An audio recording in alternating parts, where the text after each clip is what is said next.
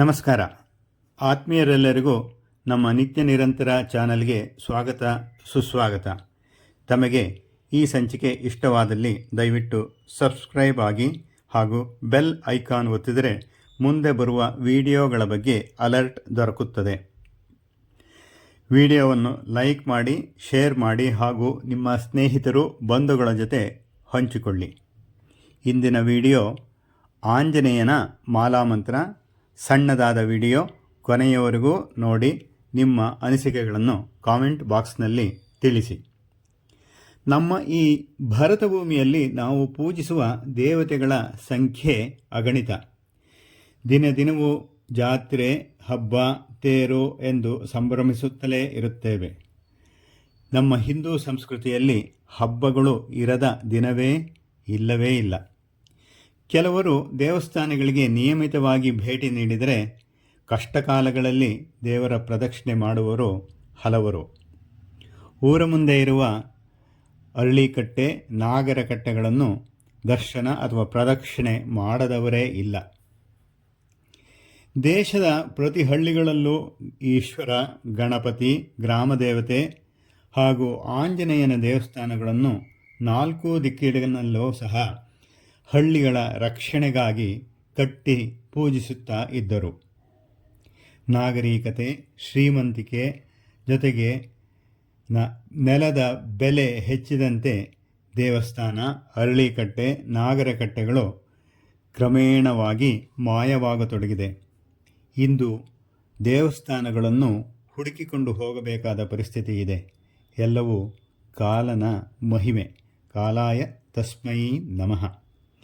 ಇಂದಿನ ವಿಷಯ ಹಿಂದೆ ತಿಳಿಸಿದಂತೆ ಆಂಜನೇಯನ ಮಾಲಾಮಂತ್ರ.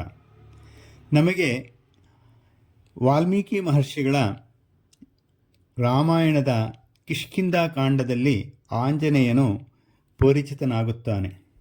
ಹುಟ್ಟಿದಾಗ ಸಾಕ್ಷಾತ್ ಸೂರ್ಯನಾರಾಯಣನನ್ನೇ ಹಣ್ಣೆಂದು ತಿಳಿದು ತಿನ್ನಲು ಗಗನಕ್ಕೆ ಹಾರಿದ ಕತೆ ಹಾಗೂ ಇಂದ್ರನಿಂದ ವಜ್ರಾಯುಧ ಘಾತಕ್ಕೆ ಒಳಗಾಗಿ ಬಿದ್ದು ಹನುಮಂತನೆಂದು ಸಕಲ ದೇವತೆಗಳಿಂದಲೂ ವರ ಪಡೆದ ವಿಷಯ ತಿಳಿದಿದ್ದೇ ಆಗಿದೆ. ಸೂರ್ಯನಾರಾಯಣನಿಂದಲೇ ವ್ಯಾಕರಣ ಶಾಸ್ತ್ರಾದಿಗಳನ್ನು ಕಲಿತಿದ್ದು ಇತಿಹಾಸವೇ ಹೌದು.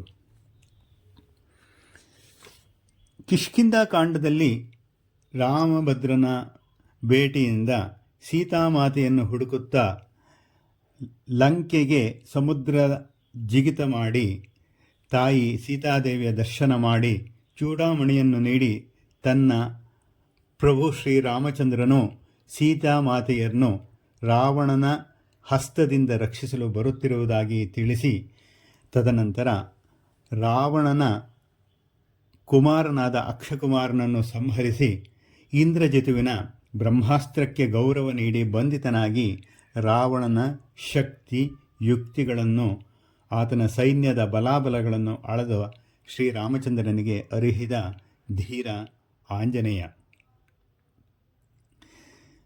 ರಾವಣನಿಂದ ಬಂಧಿತನಾಗಿದ್ದ ಶನೈಶ್ಚರ ಹಾಗೂ ನವಗ್ರಹಗಳನ್ನು ಆತನ ಕಪಿಮುಷ್ಟಿಯಿಂದ ಬಿಡಿಸಿ ಆತನಿಂದ ವರ ಪಡೆದವನು ಆಂಜನೇಯ. ಅದಕ್ಕಾಗಿ ಜನರು ತಮ್ಮ ಜನ್ಮದಲ್ಲಿ ಶನಿ ಬಂದಾಗ, ಅರ್ಧಾಷ್ಟಮ, ಅಷ್ಟಮ ಮೊದಲಾದ ಕಾಲಗಳಲ್ಲಿ ಅಥವಾ ಕಷ್ಟ ಕಾಲಗಳಲ್ಲಿ ಆಂಜನೇಯನಿಗೆ ನಮಸ್ಕಾರ, ದೀಪ, ಅಭಿಷೇಕಗಳಿಗೆ ಮೊರೆ ಹೋಗುವುದು ಸರ್ವೇ ಸಾಮಾನ್ಯ. ಈ ಆಂಜನೇಯನ ಮಂತ್ರ ಈ ರೀತಿಯಾಗಿರುತ್ತದೆ. ಅನುಷ್ಠಾನ ಮಾಡುವರು ಅಷ್ಟಾಕ್ಷರ ಮಂತ್ರದಂತೆ ನ್ಯಾಸಾದಿಗಳನ್ನು ಮಾಡಿಕೊಂಡು ಸುದರ್ಶನ ದಿಗ್ಬಂಧಗಳನ್ನು ಮಾಡಿಕೊಂಡು ಅನುಷ್ಠಾನ ಮಾಡಬೇಕು. ಉಳಿದವರು ಇದನ್ನು ಮಂತ್ರದಂತೆ ಹೇಳಿಕೊಳ್ಳಬಹುದು. ಮಂತ್ರ ಈ ರೀತಿಯಾಗಿದೆ.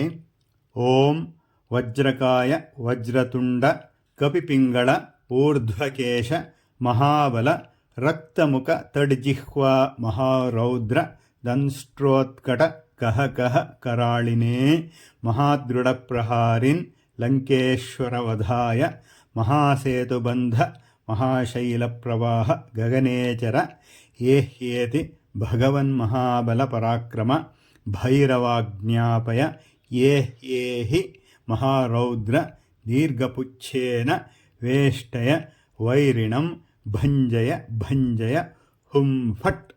ಈ ರೀತಿಯಾಗಿ ಮಾಲಾಮಂತ್ರ ಬರ್ತದೆ. ಈ ಮಾಲಾಮಂತ್ರಗಳನ್ನು ಹೇಳಿಕೊಂಡರೆ ಆಂಜನೇಯನ ವರಪ್ರಸಾದ ಹಾಗೂ ಅನೇಕ ವಿಧವಾದ ತೊಂದರೆಗಳು ನಾಶವಾಗುವುದರಲ್ಲಿ ಸಂಶಯವಿಲ್ಲ. ರಾಮನೆಲ್ಲೋ ಅಲ್ಲೇ ಆಂಜನೇಯನು. ಶ್ರೀರಾಮಚಂದ್ರನ ಅನುಗ್ರಹಕ್ಕೆ ಆಂಜನೇಯನ ಪೂಜೆಯೂ ಸಹ ಬೇಕೇ ಬೇಕು.